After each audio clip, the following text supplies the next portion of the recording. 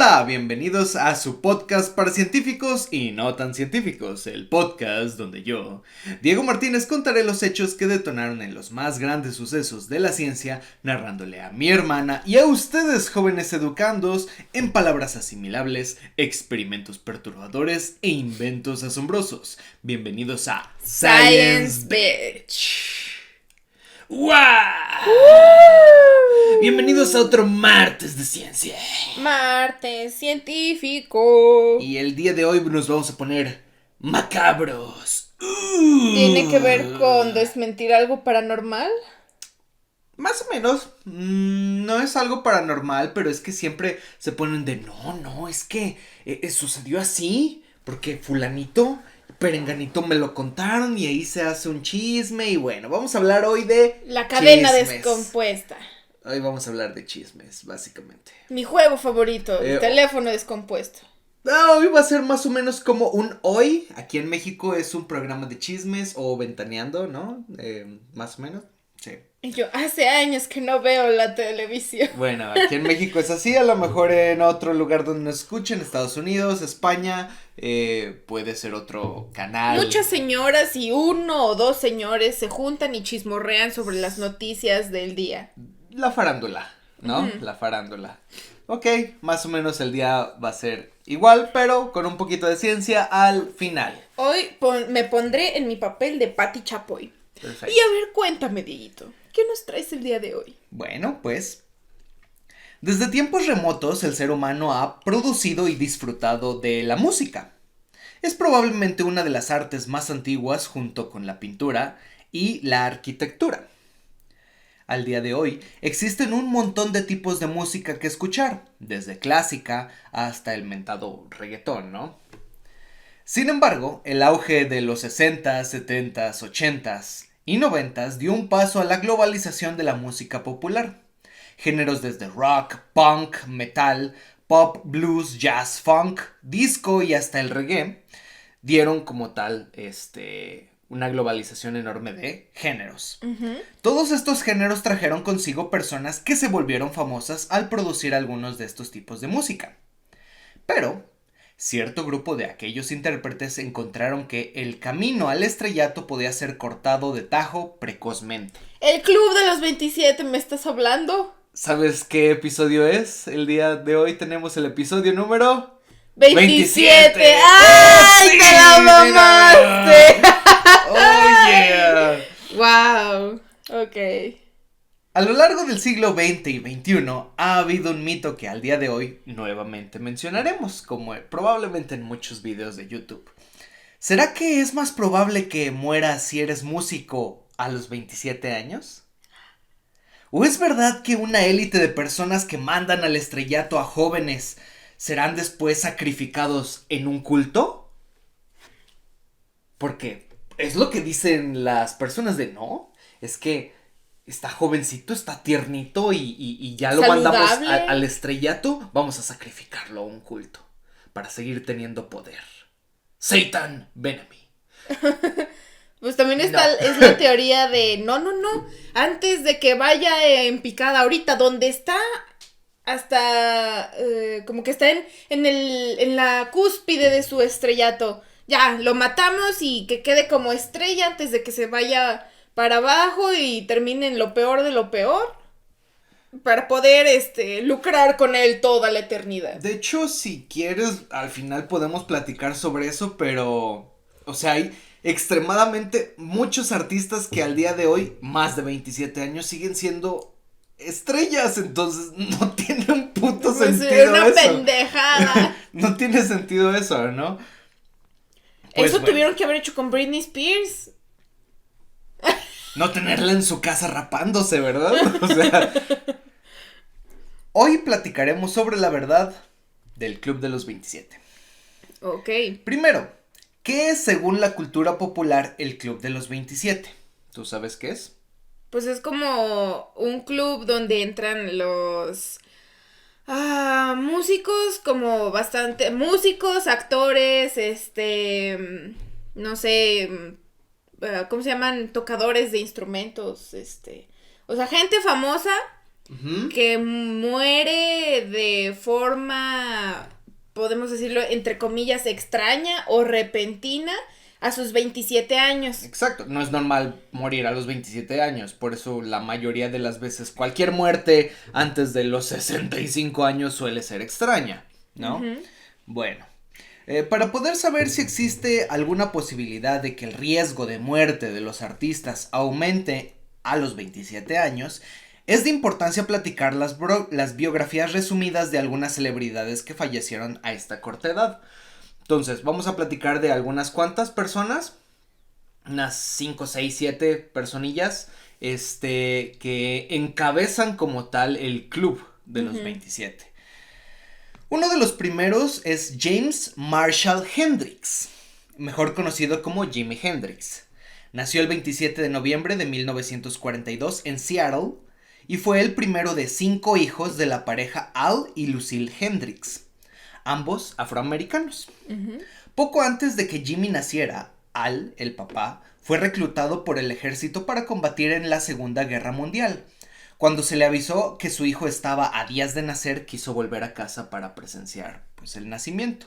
Sin embargo, fue metido a la cárcel durante un tiempo para evitar su deserción del ejército. Es como, tú no te vas. Y lo metieron a la cárcel.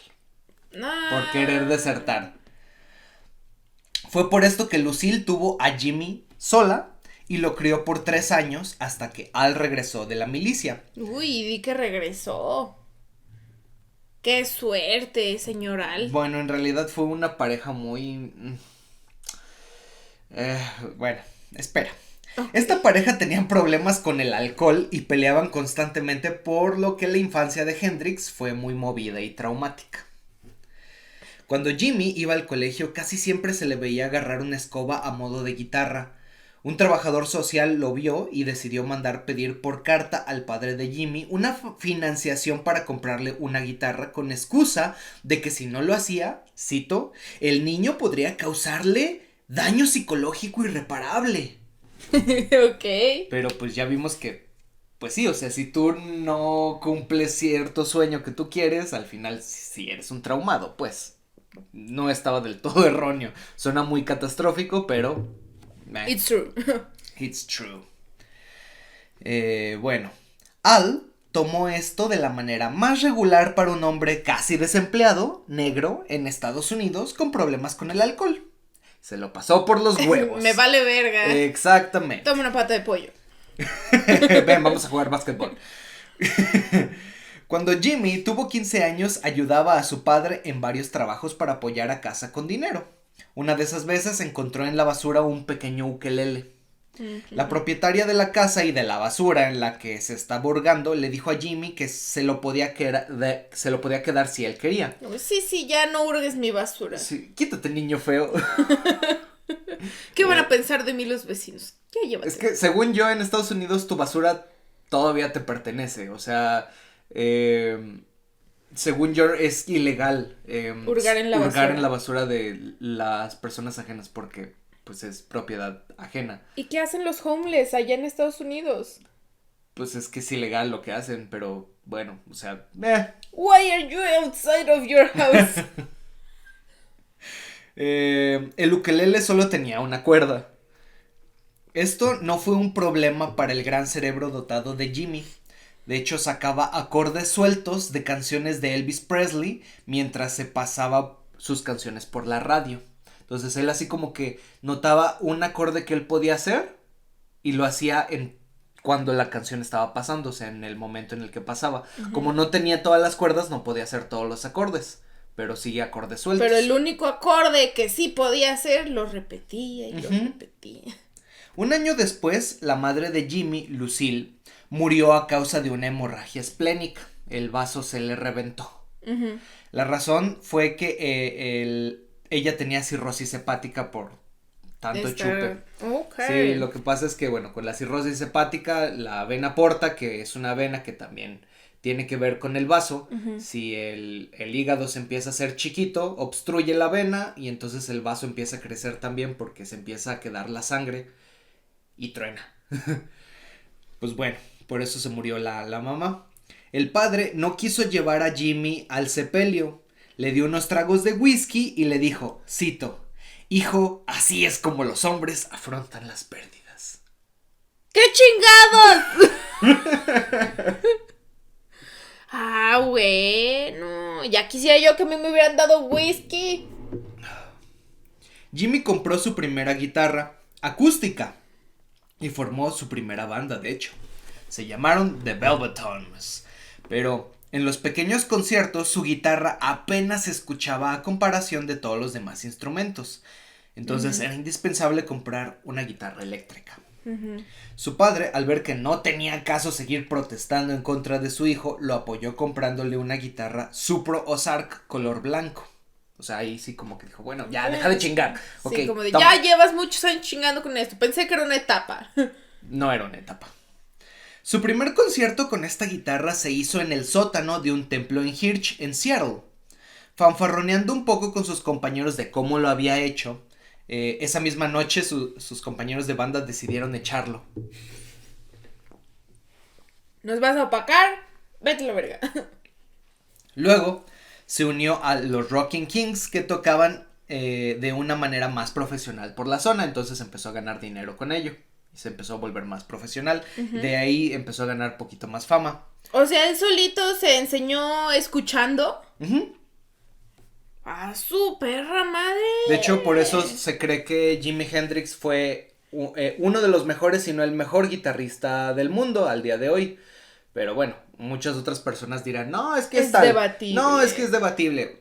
Está bien, si ustedes tienen un Pero guitarrista. es un gran talento haber aprendido solo de escuchar. Pocas personas, según un compañero mío que estudió música y que luego estudió medicina, me dijo que hay personas que de oído pueden sacar canciones completas, pero solamente el 8% de todos los músicos que estudian música lo puede hacer. Los demás tienen que tocar y tocar y tocar y este es el acorde. No, estos están dotados, pues. Jimmy estaba dotado. Bueno, desgraciadamente al cumplir los 19 años, unos policías capturaron a Jimmy conduciendo un coche robado. 2 veces. Y le dijeron que tenía de dos, o ir a la cárcel o unirse al ejército, porque en ese momento el ejército tenía pocas tropas. Ejército, ahí te voy. Exactamente. En 1961 se unió y fue asignado a la 101 División Aerotransportadora en el Fuerte Campbell en Kentucky. Le pidió a su padre que le enviara su guitarra porque según Jimmy, cito, ahora realmente la necesito. Okay. Era como con lo que se desestresaba él. Sus compañeros de la milicia le hacían bullying por tocar la guitarra e incluso se la escondían. Un día, Billy Cox, un compañero del ejército, escuchó... Claro, tenía que apellidarse Cox. Billy Cox. Pero es con X, ¿no? Un compañero del ejército escuchó a alguien que tocaba la guitarra como John Lee Hooker y o Beethoven, o sea, en conjunto, y dijo... ¿Y qué es esta mamada? ¿Qué es esto? Intrigado se acercó y le dijo a Hendrix que si quería formar un dueto. A las pocas semanas estaban tocando en las bases militares los fines de semana con otros músicos.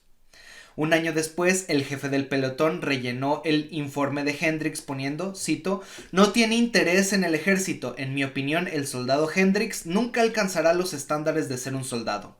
Creo que el servicio se beneficiaría de licenciarlo lo antes posible. Para terminar su servicio, vámonos para casa. O sea, es que nos está haciendo bulto aquí. Y él sabía que pues no quería estar ahí, él quería tocar. Pues es que prácticamente solo estuvo ahí para que no fuera a la cárcel. Yep. Y así fue. Lo licenciaron por disque, entre comillas, haberse roto un tobillo saltando un muro. Claro. Cosa que no fue así. Aquí es cuando inicia la fama de Jimi Hendrix y con ello el desenfreno con las drogas. Autos, moda y rock and roll, pero que en realidad es sexo, drogas y rock and roll. Y rock and roll. Trabajó durante este tiempo con King Curtis, Curtis Knight, The Skyers, The Isley Brothers, R&B, entre otros que de ese tiempo eran famosillos por tocar lo que estaba de moda. Con las tocadas había dinero y fiestas. Fue como Hendrix empezó a tomar más alcohol y utilizar a menudo la marihuana y el LSD. el ácido lisérgico. Sí, sí, para darse un buen viajecito. También alguna que otra vez utilizó cocaína. Cuando tomaba alcohol se transformaba. Aquí una cita de un amigo, Herbie Worthington. ¿No te imaginarías a alguien tan rebosante de amor se pudiese poner tan violento? Simplemente no podía beber porque se convertía en un cabrón. ¡Un monstruo! Llegó a golpear amigos en fiestas e incluso golpeó a una de sus novias en un ataque de celos. Aún con la dependencia a las drogas, Jimi Hendrix empezó a componer su propio material y se empezó a codear con personas de bandas más populares. Creó varias bandas, siendo Jimi el cabecilla, y muchas veces por eso terminaban rompiendo las bandas, porque siempre quería tener las ideas creativas y el liderazgo de ellas. Para 1969, Hendrix era el músico de rock mejor pagado del mundo. Wow. Y en 1970 estaba dando una gira por Europa cuando se subió al escenario en un concierto en Aarhus, Dinamarca. De hecho, solo tocó 3 canciones y se marchó diciendo, cito, llevo muerto mucho tiempo. O sea, como que a la gente ya no le importaba, Jimmy. Él sentía que llevaba muerto mucho tiempo, él estaba en depresión probablemente. Okay. Las drogas o el uso abusivo de las drogas te deja con depresión regularmente. Porque llegas muchas veces en un estado de éxtasis y conoces la felicidad, por así decirlo, es una felicidad sintética o un máximo sintético, y entonces ya no quieres conocer otra cosa que no sea eso. Entonces te vuelves dependiente de las drogas, y si no estás en las drogas ya casi nada te llena. Es muy difícil que algo te llene. El 17 de septiembre de 1970, Jimmy se encontraba en su departamento en el hotel de Samarkand, en Londres, con su novia Mónica Dannemann. A las 11 de la noche compartieron una botella de vino. A la 1:45 de la mañana, ambos fueron a una casa de un conocido donde Hendrix se quedó por 1 hora. Luego regresaron al apartamento donde platicaron él y su novia hasta las 7 de la mañana, cuando se quedaron los dos dormidos. Para las 11 de la mañana se despertó Mónica y vio que Jimmy respiraba raro. Lo intentó despertar, pero él estaba desmayado. Pasaron 18 minutos y llamó a la ambulancia. Transportaron a Jimmy hasta el hospital de St. Mary Abbot, donde se declaró muerto a las 12:45 de la tarde. Se hizo una autopsia donde se concluyó que había broncoaspirado su propio vómito. Al parecer se había tomado 7, o según otros medios, 9 pastillas de Vesparax, nombre comercial de la quetiapina, un antipsicótico atípico. Entonces, Hendrix estaba en tratamiento psiquiátrico, ¿sí?, con quetiapina, que es un antipsicótico. Los antipsicóticos se dan regularmente a las personas que toman en exceso drogas para no volverse locos, por así decirlo. Muchas veces tienes secuelas de que puede ser misma esquizofrenia o inicios de esquizofrenia por drogas, o ataques psicóticos por drogas, o el mismo evento de sensación de querer más, que es el dichoso síndrome de abstinencia. Se puede tratar con antipsicóticos. En este caso pues era la quetiapina. El problema es que si te tomas de más, bueno, te sedas de más. Entonces debería ser nada más una. Era la mitad. La mitad de una. Y se Él tenía la mitad. ¿Es la mitad o es una? Entonces él se tomó 7 o 9 según otros medios. La único testigo de esto fue Mónica, que cambió muchas cosas cuando testificó, por lo que se piensa que ella lo asesinó, porque Jimmy tenía un seguro de vida que se le pasaría a ella.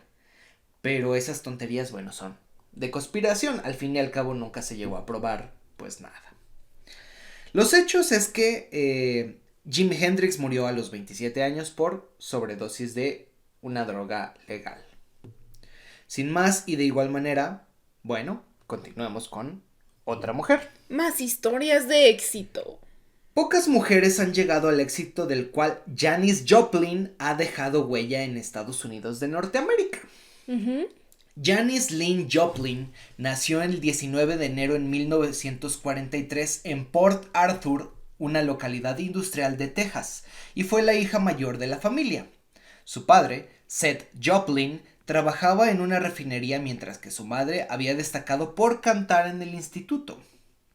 Todos iban a la iglesia de Cristo, pero los Joplin veían que su hija mayor como que no le gustaba mucho que digamos el ir. Yo no me identifico con esas cosas. En la adolescencia, Janis empezó a juntarse con un grupo de marginados sociales. En ese tiempo eran como que los que iban a empezar los grupos hippies. Eran marginados. Ya. Y estos marginados recorrían discotecas para pasarla bien. Fue donde Janis escuchó por primera vez el blues y el jazz, música considerada afroamericana, porque regularmente lo tocaban personas de color moreno. Al tener una imagen regordeta y tosca, Janis no encajaba con el prospecto de adolescente en la escuela. Era objeto de burlas y eso hizo merma en su autoestima, llevándola a tener muchas parejas sexuales en un futuro, llegando a hacer constantemente, cito, orgías animales. ¿What? Yeah. Desde Animal aquí... de... Animal, No, animal. orgías de todos con drogas y... orgías en descontrol. Sí. Yo dije que de perros, gatos. No, esas son gallinas. orgías zoofílicas, no Ok. animales desenfrenados. Ok. Desde aquí la imagen de Janis cambió mucho para sus padres, rechazándola constantemente. Entonces imagínate que tu zona de confort, tu zona safe zone, tu safe zone te esté rechazando también, aparte de la escuela. ¿Con quién te vas a ir? Con los marginados. Claro, pero por supuesto, y todos digan, ay, pero ¿por qué no se quedó con sus papás? Pues porque si tus papás te están rechazando, si tu propia familia te está rechazando, pues vas a correr. Por supuesto. Después de graduarse del College of Technology en Beaumont, Texas, fue a la Universidad de Austin, aunque no terminó sus estudios aquí, ya que fue donde ella decidió que quería ser cantante. Empezó a cantar en bares mientras estudiaba Bellas Artes en la universidad. Fue aquí cuando empezó a ganarse un buen renombre por lo bebedora compulsiva que era. Entonces le encantaba la botella, era como la Chona. Si no saben quién es la Chona, busquen en YouTube. Canción de la Chona. Canción de la Chona. En 1963, a la edad de 20 años, viajó a San Francisco para, cito, estar lejos de Texas. Esto fue una mala idea, pues empezó a consumir drogas mientras cantaba con músicos que luego se reencontraría después para producir material, ambos, todos, en conciertos. Durante estos tiempos, Janis Joplin llegó a pesar 35 kilogramos gracias a su adicción a los psicotrópicos. ¡Wow! 35 kilogramos.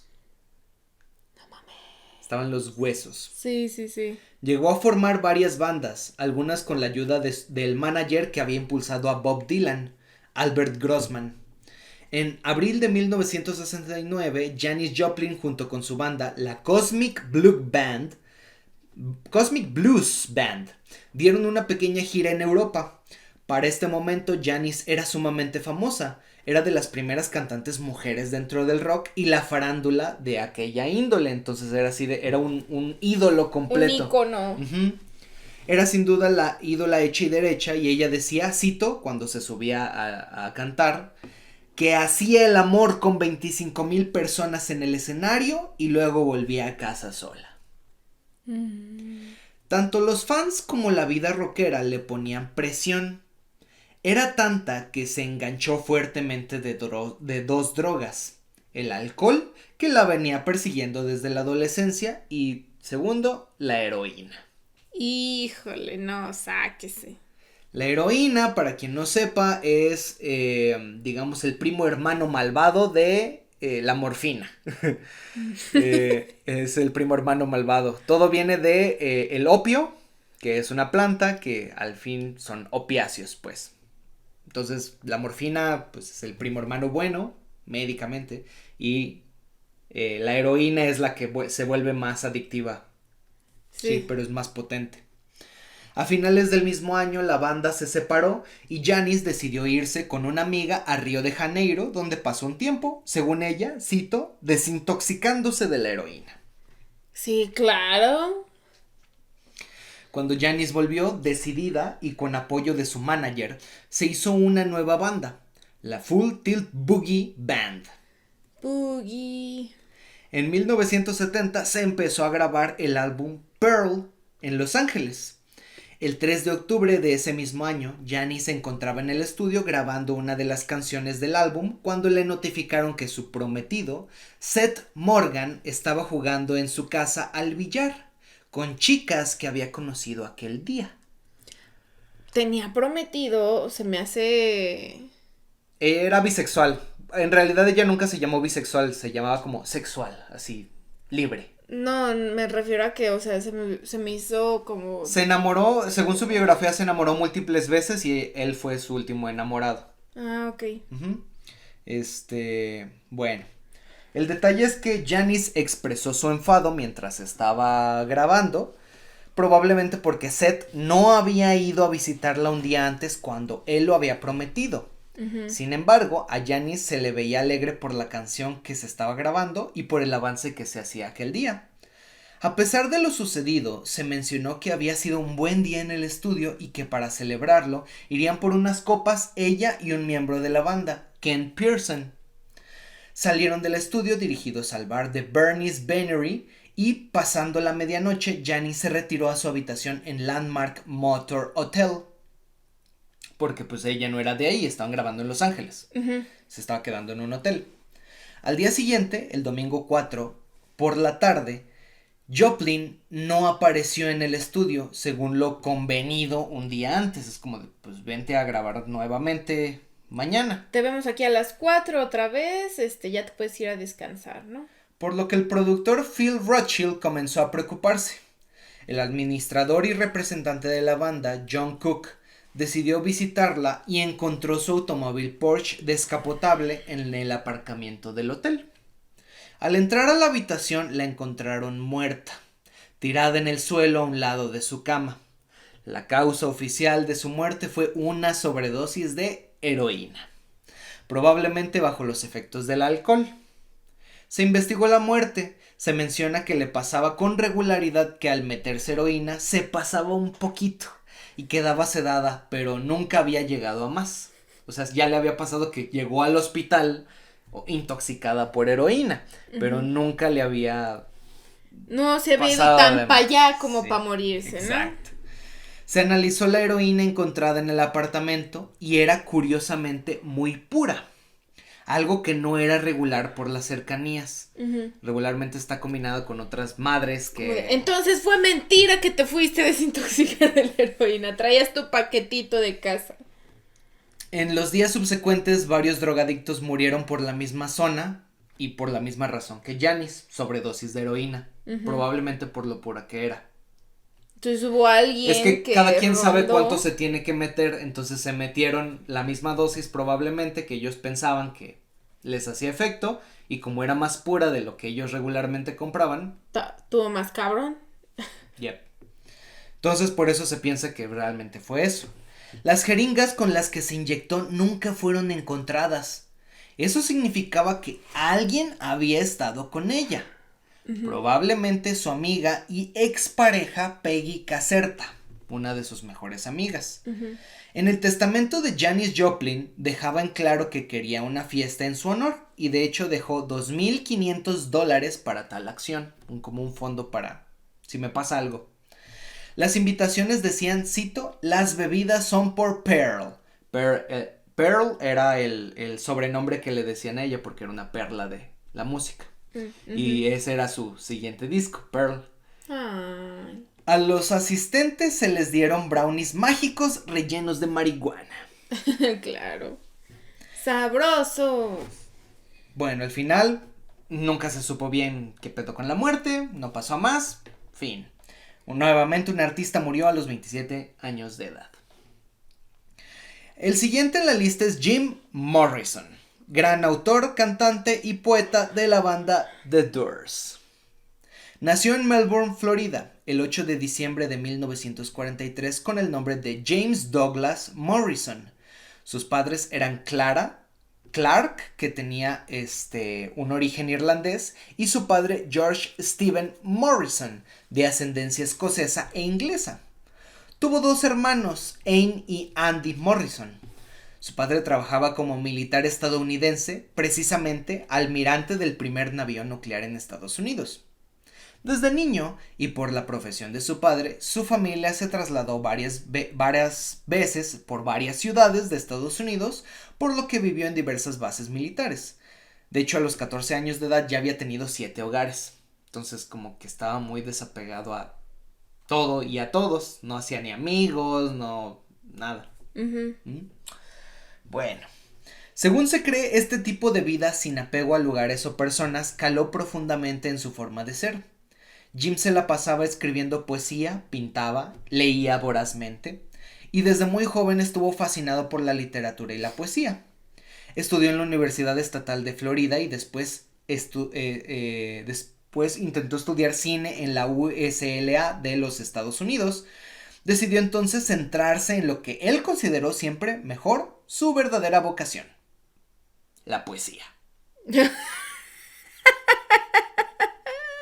¿Por qué te ríes? Pero es que qué tan jodido tienes que estar para que tú digas que tu verdadera vocación es la poesía. Yo pensé que ibas a decir, no sé, cantante de algo. No, la poesía. Poesía.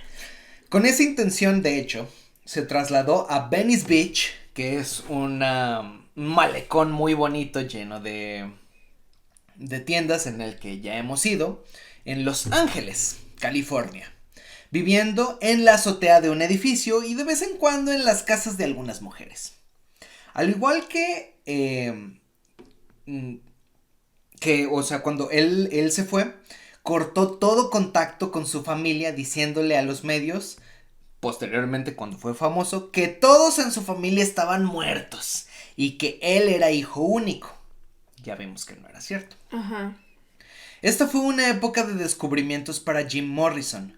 Por un lado, el acercamiento a las drogas psicodélicas que tanto le fascinaban, como el peyote, la marihuana y el LSD. Según se dice, su favorita, el ácido lisérgico. Cortesía de autores como Baudelaire y Aldous Huxley, que eran autores que mencionaban las propiedades mágicas que podía tener estas drogas. Y por otra parte, el nacimiento de la cultura hippie que florecía por doquier y en la que vivió rodeado. A pesar de sus innumerables amantes, siempre estuvo al lado de Pamela Curson, que le perdonó todas y cada uno de sus infidelidades. Ay, Pamela, quiérete tantito. Jim Morrison decía que ella era su alma gemela, su amor cósmico. La tenía, pero sí pendejísima con su poesía, ¿verdad? Yo creo que sí. Ay, no. Su visión del mundo estaba algo alejada de cuestiones hippies fundamentales, como el acercamiento al espíritu a través de la meditación, el vegetarianismo o la astrología. Ay, puras pendejadas. Lo que leía eran textos más complejos para la mayoría, entonces se iba más a fondo, más que los hippies, pero sí fue influenciado, pues. Con intención de difundir su poesía, Morrison enseñó un par de trabajos que podían ser musicalizados. Manzarek, Manzarek es uno de los integrantes de Doors, pidió que le cantara alguno en algún momento sobre la arena de Venice Beach. Tímidamente, Jimmy entonó los primeros versos de una canción que se llama Moonlight Drive. Al escucharlo, Manzarek quedó sorprendido por su talento y le pidió que formaran una banda de rock, lo que Jim aceptó y cito, para ganar $1 millón. Sí. Ganaron muchísimo más, pero ese fue como de bromeando, ¿no? Sí, para ganar $1 millón, ¿no? Después de varios cambios en los integrantes del grupo, terminó formando The Doors. Ray Manzarek en los teclados, Robbie Krieger en la guitarra y John Densmore en la batería. Estos dos últimos integrantes procedentes de un grupo que se llama The Psychedelic Rangers. Además, bueno, pues estaba la voz, por supuesto, de Jim Morrison. Con ello despegó su fama, incluso para tener su primer single en el primer lugar del Billboard por 3 semanas consecutivas. ¿Sabes lo que es tan difícil de que tu primer single como banda esté por 3 semanas en el Billboard de Estados Unidos?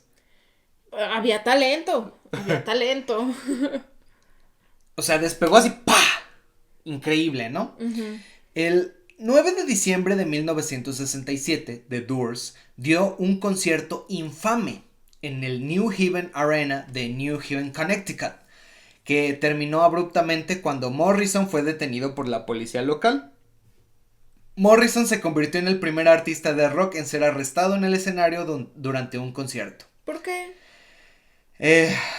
Bueno, Morrison mantenía un encuentro sexual con una chica detrás del escenario, en una cabina de ducha del baño, antes del inicio del concierto. Cuando un oficial de policía se acercó porque se escuchaba el jaleo, se encontró con ellos. Sin darse cuenta de quién era él y que era el cantante principal de la banda a punto de actuar, el funcionario avisó a Morrison y le dijo a la chica que salieran. A lo que Morrison respondió, cito, ¡cómetelo! ¿Cómo? O sea, le dijo, salgan los dos del baño. Le dijo el policía, salgan los dos del baño, o sea, salgan. Y Morrison, pues, seguía en lo suyo, es como de, no, chinga tu madre, ¿no? El policía sacó un frasco de gas pimienta y advirtió al cantante que era su última oportunidad para salir, que ese lugar solo era para The Doors. A lo que Jim respondió y cito, ¡yo soy The Doors! La chica corrió y Morrison fue rociado. Sin embargo, Mazarek relata en su libro, después, que tanto Jim como la chica fueron gaseados y que el concierto se retrasó más o menos por 1 hora mientras Jim se recuperaba. El policía finalmente se disculpó con Jim y le dijo, creí que solo eras un chico. Pensé que solo eras un vagabundo que se había colado. Sí, más o menos. A lo que Jim contestó con sarcasmo, cito, solo un chico, ¿eh? A mitad de la primera serie de canciones en el concierto, Morrison hizo un discurso a la audiencia describiendo lo que había sucedido mientras tocaban 5 to 1, título que refiere a que por cada adulto hay 5 jóvenes, entonces es como de los adultos porque somos más. Jim relataba lo que hacía con una chica detrás del escenario. Cito. Me divertía con una chica cuando llegó uno de esos cerdos vestidos de azul. Ese cerdo me roció los ojos. El público se empezaba a agitar. Relataba lo que había hecho mientras se burlaba de los policías diciendo, sí, esos cerdos vestidos de azul con su sombrero. A lo cual los policías que estaban al frente del escenario se voltearon uno por uno para ver a Jim. El concierto finalizó cuando Morrison fue arrestado fuera del escenario por la policía, llevado a una comisaría local, fotografiado y fichado por cargos de incitar a un motín, incidencia y obscenidad pública. Ay, sean mamones. Al final hubo juicio y fue de, no hay evidencia, no mames. Es como de, policías, ustedes son fragilitos. 2 años después, en marzo de 1969, en el Dinner K Auditorium en Miami, Florida, Jim Morrison, después de dar un gran discurso en el que incitaba al público a hacer lo que quisieran, se sacó el chile en el escenario y fue arrestado. Ok, ahí sí ya entiendo. Ahí sí ya entiendo por qué fue arrestado. Wow, señor Morrison. Al menos eso es lo que se cuenta, pero no se encontró evidencia de ese suceso. Sin embargo, sí fue arrestado y sí fue a juicio por eso, por obscenidad pública. Pero no había evidencia. Nunca hubo evidencia, nunca hubo fotos, no hubo video, no hubo nada. En 1970 se llevaron a cabo los juicios y estaban fallando en contra de Jim, por lo que el cabecilla de Doors decidió lo más lógico, irse a vivir a París. Abandonó a The Doors estando en la cima del éxito cuando competían con The Beatles y The Rolling Stones. Wow. ¿Para qué? Para empezar a escribir libros de poesía. No, seas mamón. Deja. pésima idea y también, ¿por qué? Él vivía con su amor y alma gemela de toda la vida, Pamela Curson, quien era adicta a la heroína.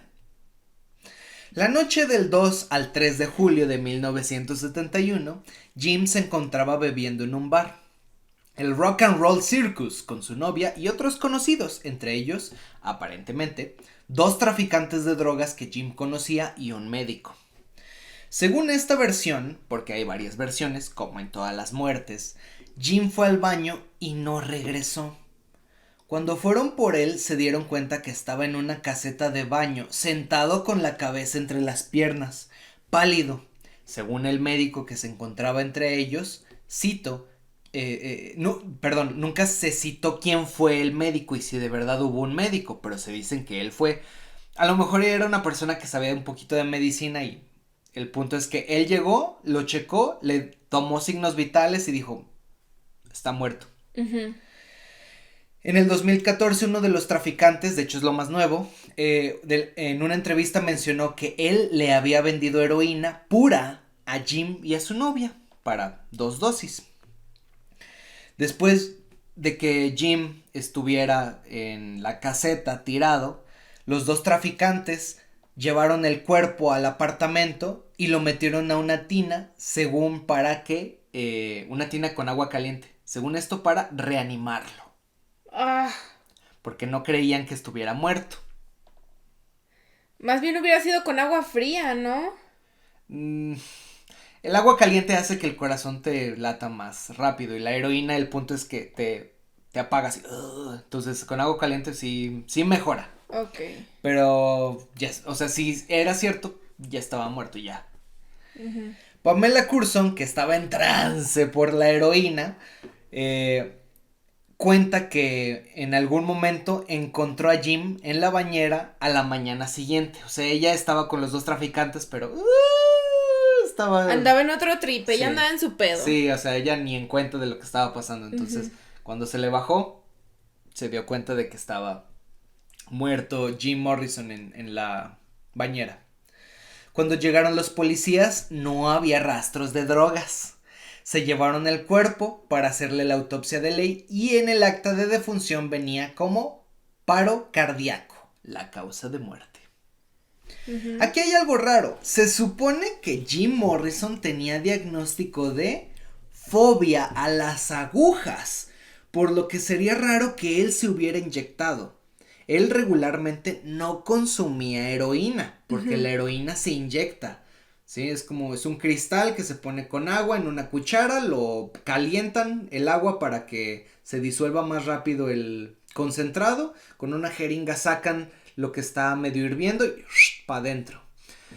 Pero pues el punto es usar las jeringas con las agujas. Y Jim le tenía fobia a las agujas, entonces es así de... No está cuadrando las versiones. Probablemente haya sido su novia quien lo inyectó, la cual, de hecho, esta Pamela murió de sobredosis de heroína 4 años después de que Jim. Sí, tenía que llegar al punto. Otras estrellas de la lista del club original de los 27 son otras que ahorita mencionaremos, pero bueno, el punto es que Jim murió a los 27 nuevamente. ¿Y por qué? Todo se está repitiendo. ¿Se han dado cuenta, muchachos? Sobredosis, una y otra vez. Depresión, estrés. Voy a calmarlo con... Y luego, ¿de dónde sale todo eso? Mis papás no me apoyan. Otras estrellas, pues, de la lista son Kurt Cobain, Kurt Donald Cobain, que es su nombre completo, vocalista de la banda Nirvana.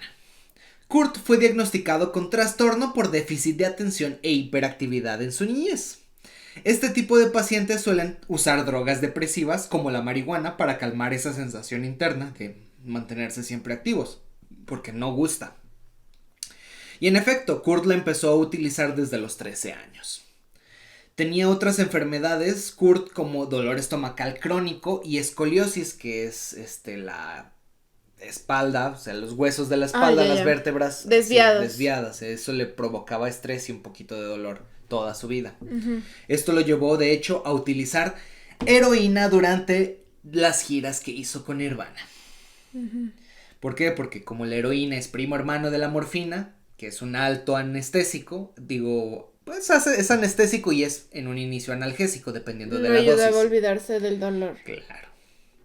De hecho, en 1993, Kurt sufrió una sobredosis de heroína y lo iban a llevar al hospital, pero su esposa, Courtney Love, le inyectó naloxona, el antídoto para la intoxicación por opioides. Entonces, Courtney ya sabía que este güey tenía problemas con...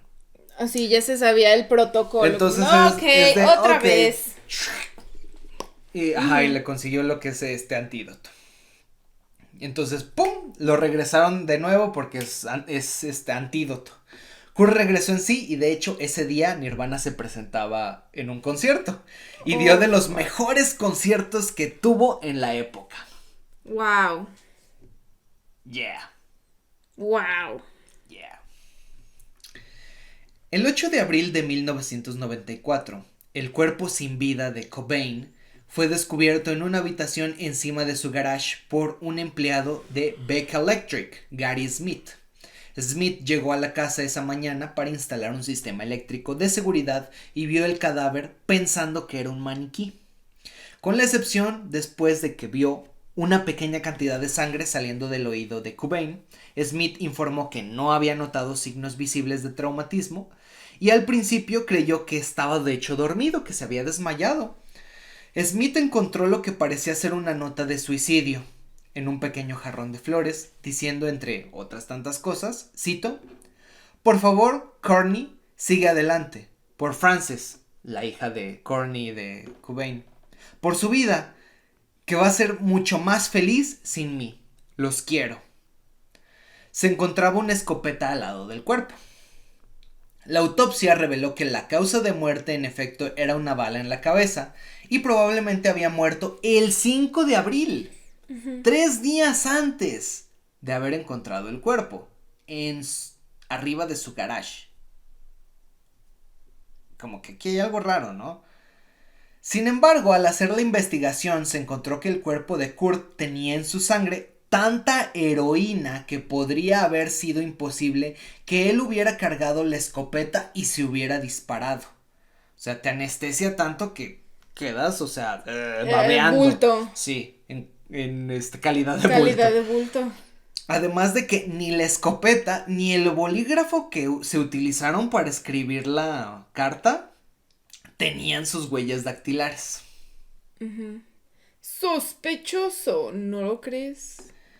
Al fin de todo serían especulaciones, no hubo un juicio que dijera fue contra esta persona, pero todos pensaban que fue su esposa Courtney para quedarse con el dinero porque Nirvana estaba ganando muchísimo dinero con las... Ay, todo siempre es por el ventas. dinero, Dios mío. Bueno, por mencionar algunas otras personas más, no menos importantes, claro. Amy Winehouse, cantante de pop, rock, hip hop, jazz, murió por sobredosis de alcohol en su apartamento en Inglaterra el 23 de julio del 2011. Otro más, mexicano y adorado por muchos, Valentín Elizalde, el gallo de oro, que a los 27 años tenía más de 20 discos.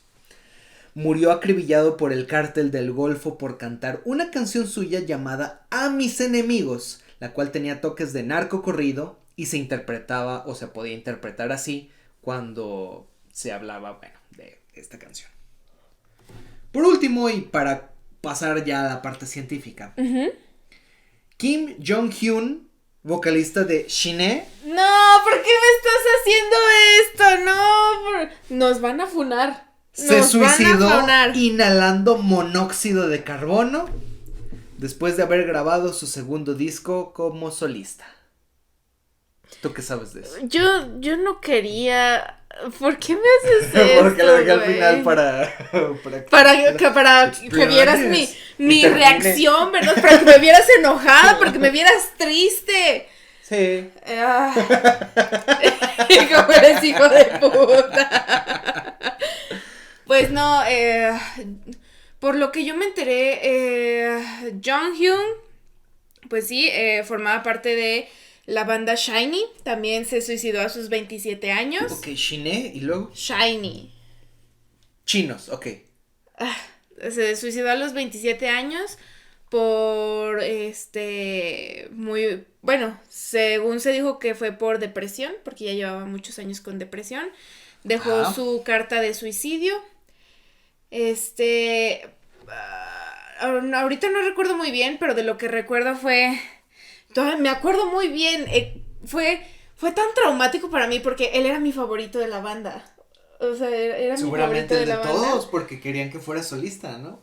No, cada quien a veces saca sus solos, pues la empresa les dice, mira, ya tienes oportunidad de solos y pues ya dejan que hagan eso con su carrera. Pero me acuerdo mucho porque fue el 18 de diciembre, 2 días antes de mi puto cumpleaños. 18 de diciembre, yo me acuerdo que esa madrugada yo me sentía muy mal. Muy, pero muy mal, vomité y todo. Lo sentí aquí. Y yo dije, algo está mal, algo está pasando. No, pero ya, o sea, yo me acuerdo muy bien porque yo ese día me sentía muy mal. Me sentía muy mal y me acuerdo que pues no fui a la escuela. Y yo me enteré lo más rápido que pude porque por ese mismo día que no fui a la escuela, estaba viendo las noticias y yo, ¿cómo?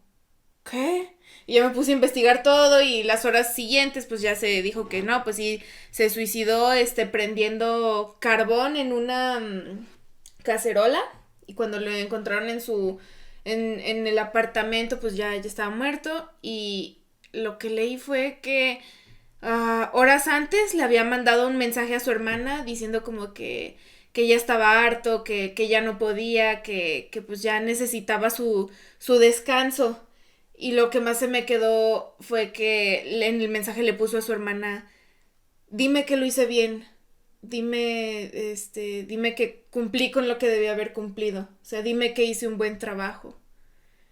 Y la hermana cuando leyó dijo como, no, esto está mal, algo le está pasando. Fue cuando pues le marcó a las autoridades, lo estuvieron buscando y ahí fue cuando lo encontraron. Y yo estaba como... Pues bien, así existen varios artistas, no nada más son estos que acabamos de relatar. Existen tanto artistas como personajes como tú mencionas que murieron en condiciones parecidas o incluso diferentes, pero el punto es que han sido traumáticas porque se corta de tajo a los 27 años. Pero, ¿qué hay de cierto entonces con que a los 27 años se mueren más artistas? ¿Será real?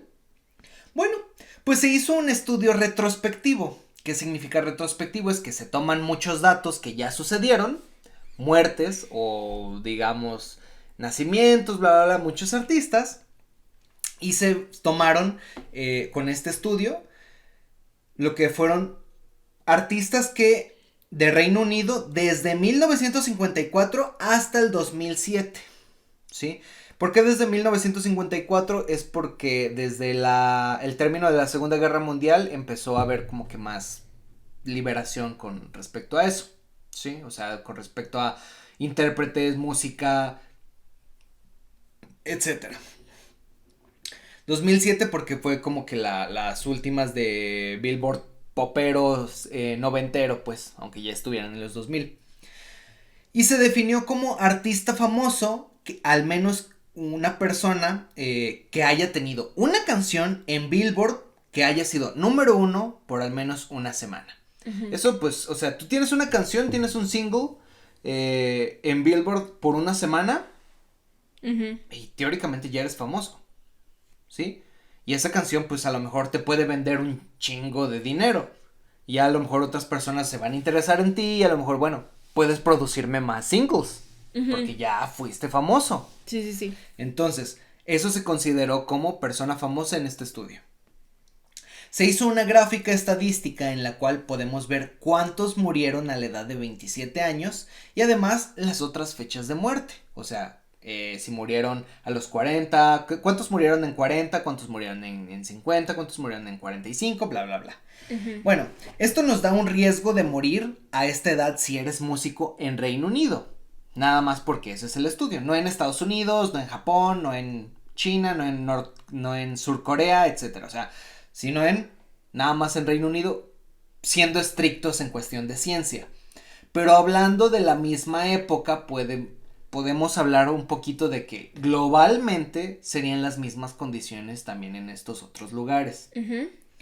Bueno, pues, según esta gráfica, que la vamos a poner aquí, esta barra naranja es la que nos menciona cuántas personas teóricamente o tienen riesgo de morir en esa edad. La banda naranja es a los 27 años. Si nosotros la comparamos, por ejemplo, con las bandas en 60 o 70 años, por supuesto que a los 27 se mueren muchísimo más. Hay mayor riesgo de los que se mueren a los 27 años que a los, o sea, no llegan a 60 o no llegan a 70, muchísimo menos 80 o 90. ¿Sí? Pero no es el pico, ¿verdad? Uh-huh. No es el pico de los artistas que se están muriendo a esta edad. Como muchos dicen, pues es que a los 27 años se muere el que es famoso. No. Aquí se está viendo que en realidad entre los 30 y los 40 es donde hay el pico de muertes. Sí está poquito después de los 27, ¿correcto? Pero la mayoría no es a los 27. No es a los 27. Es esa edad. Sí se puede concluir efectivamente que hay mayor riesgo que a los 60 y los 70 años. O sea, no llegan los famosos a esa edad. O sea, lastimosamente no llegan. Pero no se mueren a los 27. Más que nada, se mueren entre la década tercera y cuarta de la vida. Entre 30 y 40 años. La razón principal de esto es el rápido ascenso a la fama, el estrés que genera la producción de música, los fans y los medios, y todo esto provoca que se vayan a las salidas fáciles. ¿Sabes qué? Las drogas son limitantes de estrés. Sigo consumiendo drogas, sean tabaco, alcohol, marihuana, la que tú quieras. El punto es que hay unas que te bajan el estrés, como la heroína.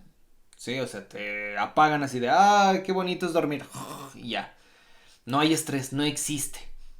O es como de, necesito ser creativo porque me tienen así. Pues sabes que LSD, marihuana, sí, o cocaína para ponerme así al tiro a escribir. Porque necesitas ser creativo, necesitas vender. Sacar canciones nuevas, no ser repetitivo. Y ese es el detalle principal. De hecho, hay otro estudio que lo quería dejar al final para que ustedes lo vean también. Acuérdense, todo se encuentra en la caja de descripción. Este estudio, igual retrospectivo, se asocia qué artistas tocan cierto tipo de género de música y qué muerte específica les espera o qué muerte mayormente es por lo que se mueren y qué tipo de música tocan. Por ejemplo, los que tienen bandas de hip hop y rap es más común que los asesinen. Sí, porque hablan de cosas de bandas y de gangsters y así, ¿no? Los ghettos. Yeah. Entonces los matan. Mientras que los que tocan en bandas de metal es más común que se suiciden porque tienden más a escribir letras tristes que en realidad son para expresar odio, tristeza a la gente. Por eso es la música, para expresar. Entonces son personas que finalmente tienen trastornos de depresión probablemente que no son tratados o que ellos mismos pueden llegar a generárselos por drogas o por su pasado. Como ya vimos por eso quería las biografías también. Sí. El mismo rechazo de tus familiares es como de... Pues sí, aparte también es como de, mira, si ya vi que estando en este estado de depresión me pegaron más las canciones y ahorita estando bien, sí son buenas, pero no como las anteriores, me voy a seguir, metiendo, voy a repetir el ciclo, me voy a estar drogando y cuando se pase el efecto voy a empezar a escribir porque sé que hago canciones más chingonas en este estado y a lo mejor mientras más triste estoy, mejor van a ser mis canciones hasta el punto en el que ya no pueden y se suicidan.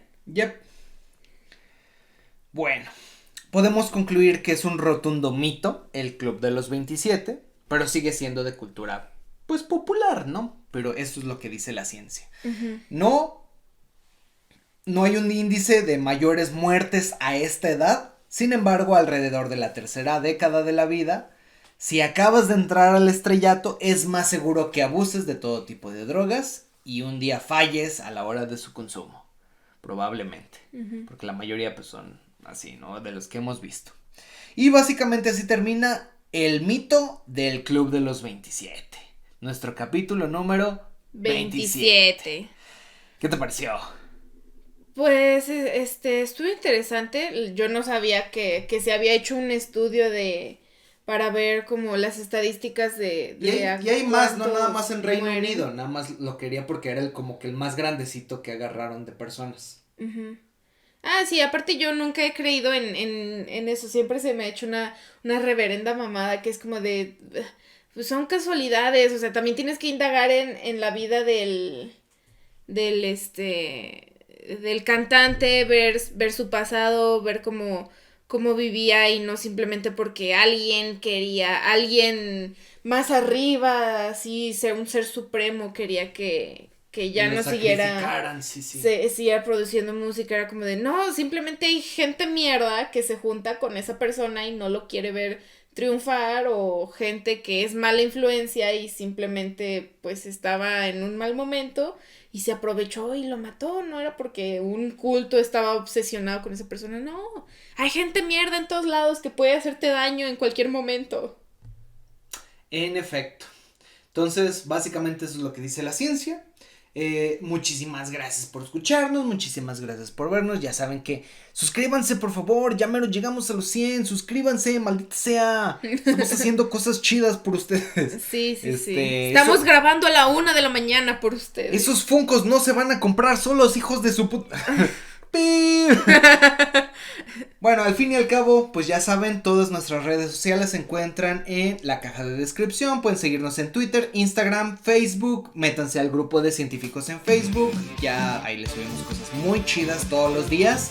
Y bueno, pues nada, seguimos estando aquí para ustedes. Ya lo saben, nos vemos el siguiente martes de ciencia. Y pues, bye. Bye.